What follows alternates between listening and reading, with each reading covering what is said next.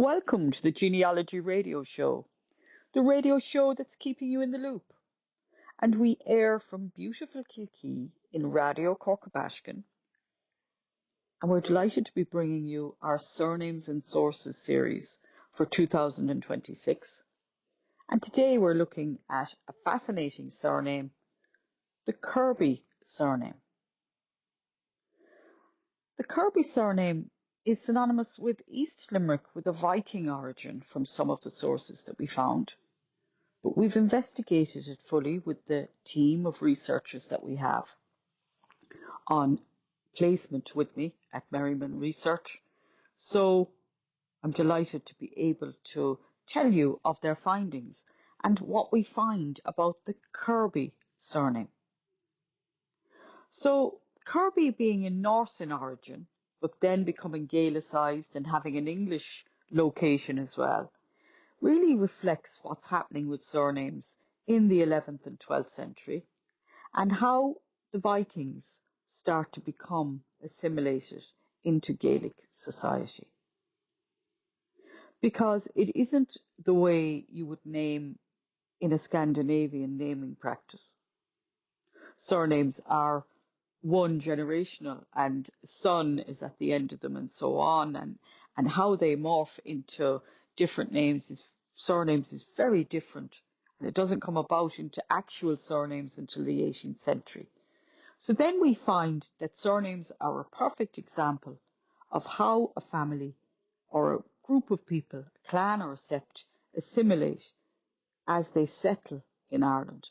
So it led us on the route of looking at Kirby, the name, Kirkby, meaning church lands and so on, and farm. It's a melding of church and farm. Again, very interesting when it's got a Norse origin, because the Vikings weren't at first Christianized, and in the records on the annals of the Four Masters and the annals of Ulster and so on, they're known as heathen and dark foreigners and fair foreigners.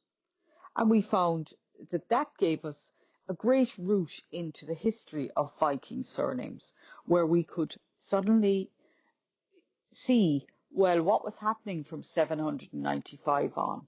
Who was there first?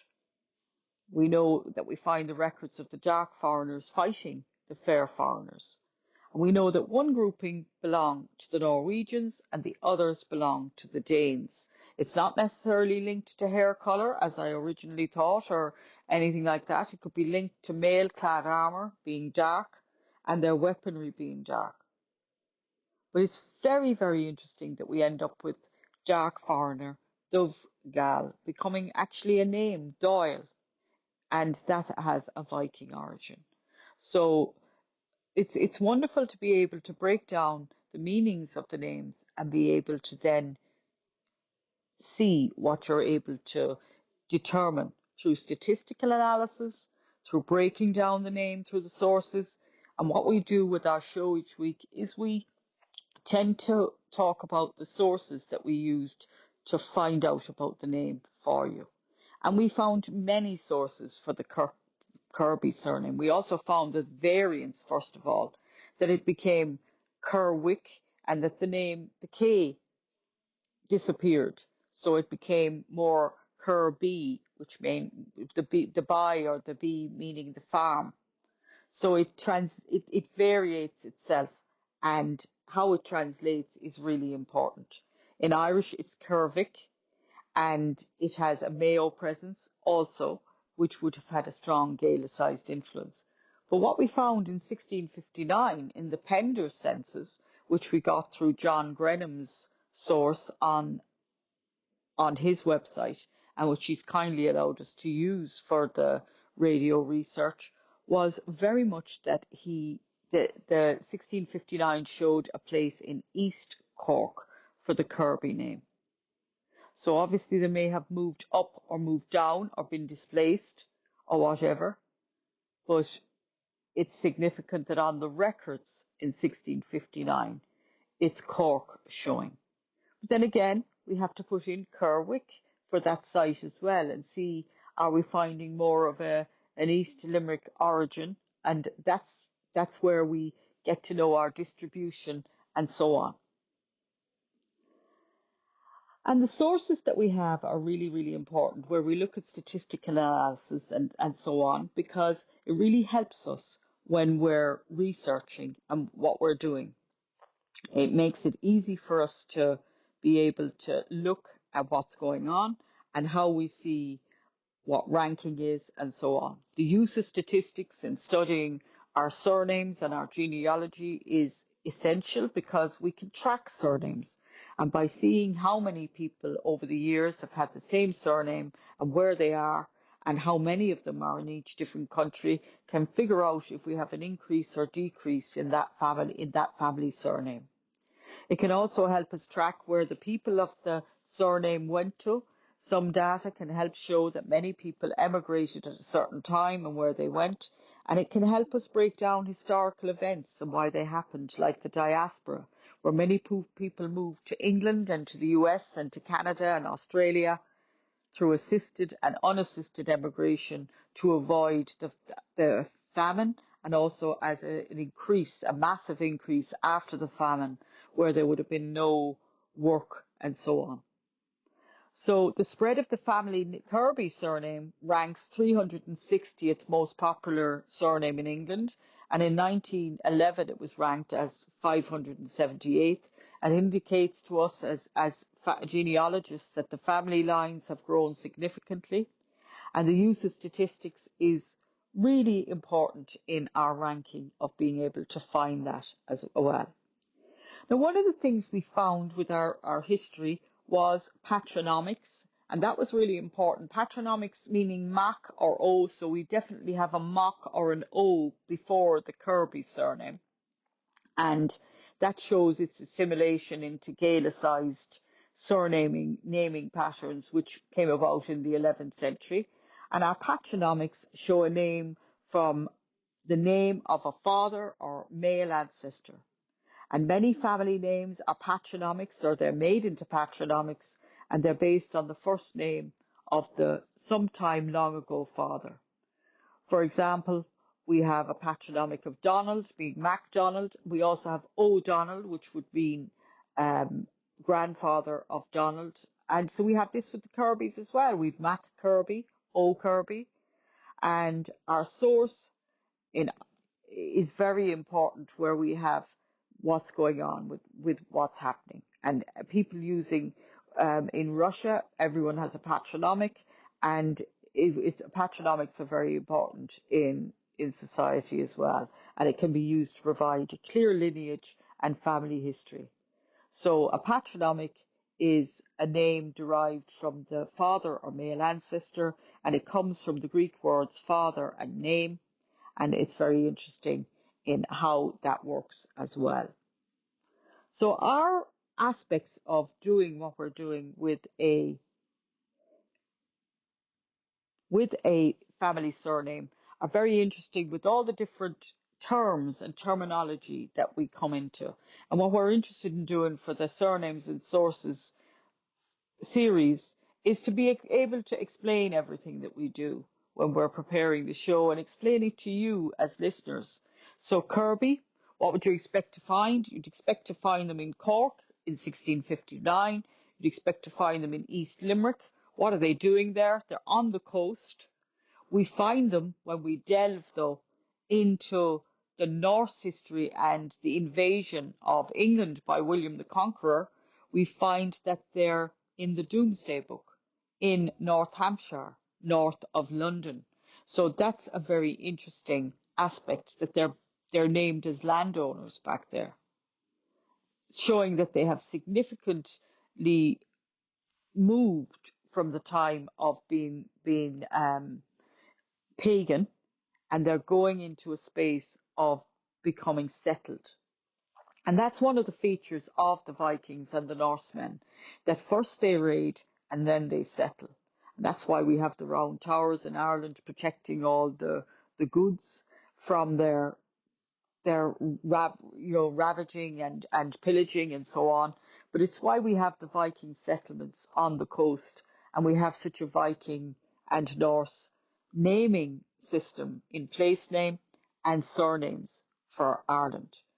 So Limerick is particularly attractive because of the River Shannon going into the estuary and mixing the sea with the river estuary of the longest river and so on. And it makes it such a perfect vital transport system because, of course, the Vikings are expert seamen and they're just brilliant at navigating the coasts and being able to settle then.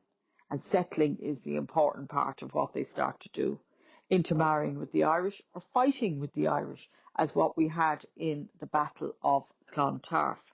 So we really have a very interesting surname because we have a surname that unusually brings in the word kirk, church, farm, and also we know has a Norse or Viking origin and settles in Ireland. Around what time we're not sure because surnames don't come into being until the 12th century. So we don't know were the clan there prior to that in some form of settlement as well. But we have a very interesting sports lineage for many of the famous people of the Kirbys and so on. And it is a very interesting surname in how we would look at, well, what if you had a surname on a church lands, what does that mean? What are they in control of? Are they in control of the relics? Are they in control of the paper, not the paperwork, but the manuscripts? What are they doing? Are they looking at the farming for the monks? And we know that they may be because or the religious life of who are living there. But we know that they have wealth as a surname because they're featured on the Domesday Book. We know that they're a name of significance. They're featured in East Limerick and on Pender's census as being a significant surname. And later on, when we look at Barry Griffins and we find that they're high up in the various different areas, we find that when they go to America in the 19th century, that they rank 633rd in name. So that name proliferates there because they multiply and have many different families as they're moving.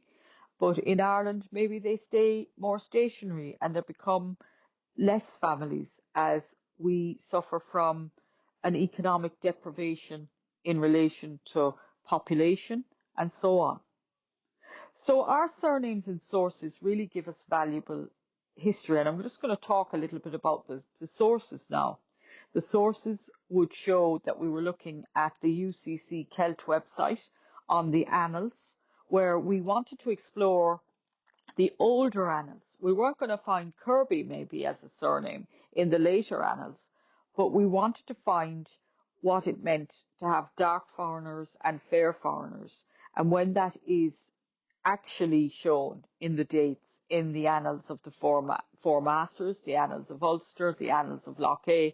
And we find a significance that these annals are put together in the 17th century, but they draw all these manuscripts together in the annals, and they're known as the annals in the 17th century. And they're an attempt to rescue the Gaelic past and the historical past of Ireland at this time. Geoffrey Keating is very involved in it as well, who writes a history of Ireland. And we find that this is how history is made and retrieved and how it's kept and kept sanctified and so on. Now, for many of our church families and that, it's quite easier than the Kirby surname. What made the Kirby surname so interesting was its Norse antecedent and the fact that it morphed into a role that would clearly show church lands, and also that it had significant presence in England. And we wonder then, could we make the jump that they came over to Ireland with the Anglo-Norman invasion? But a branch could have. But they are there prior to that with the Vikings. And we see a presence of a Gaelicized version of them in Mayo that we can see has happened with the presence of them in Mayo as well. So all our sources in Griffith's valuation in the 1901 and the 1911 census, and for the 1901 and 1911 census, we looked at Barry Griffin's wonderful world of maps, which really gives us a fantastic legacy of what we're doing with those distribution and the statistical analysis of where it's ranked. How many, is it a very popular name in comparison to other Irish names? And most of all, Barry Griffin's work in 1911 distributes the surname. John Griffin does, or John Grenham does it as well in his work as well on his John Grenham website, which is well worth the subscription for that. It's fantastic set of sources, and you won't regret being able to, having that to be able to use it for your research. It's absolutely excellent. But Barry Griffin's work really simplifies it down. Well, where am I expecting to find the Kirbys? Are they entirely spread throughout the country? Or are they only found in certain areas? We've done shows on the Limerick surnames, and also I've done some various work on the Viking origins of Limerick surnames and the Norse aspects of it. And Limerick has such a fascinating history as a city. You would even find the Viking origins as part of King John's Castle. So it has archaeological evidence as sources for its locale as well. But where we're finding the surname location for surnames is always on the coast in its earlier sources, which is absolutely brilliant for us to be able to find. And we're delighted to be able to show that that is telling us something as well, that they're linked very much to Norse culture, Viking culture, the dark foreigner, the light foreigner. Our sources for UCC Celt would tell us all about that, going through the annals. Our Doomsday Book later on, there are sources for that on the Internet Archive, which have been sourced by our researchers, and they have found aspects of that. Just finish off, we found information on the coat of arms, which would give us the colours of the red bands across it, signifying peace, and the silver as well, and the lion, powerful in battle and so on. And where it's all these aspects of the coat of arms are really important as well, signifying that they were a mighty and powerful clan who travelled and had various different footprints, and we identified their digital footprint through internet and archival sources, landscape, statistical analysis, and we were able to do that. So that's our show for today, and thank you very much for listening.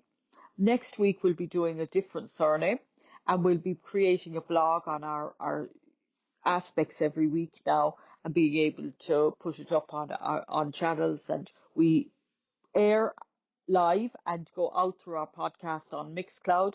And I want to wish everybody a happy new year, and thank you very much for listening. As we said, we air from wonderful Radio Corkabashkin. Our whole show will be based on surnames and sources for the next year, because there's so much that we can look at there. Our sources today were the UCC Celt website, the Doomsday Book, the various different location analysis of church and lands and Viking and aspects and so on, and our history of surnames, variants of what was going on. And our understanding of the whole period of what's happening on the ground with invasion and conquest is very enhanced by looking at the Kirby surname. So thank you very much for listening.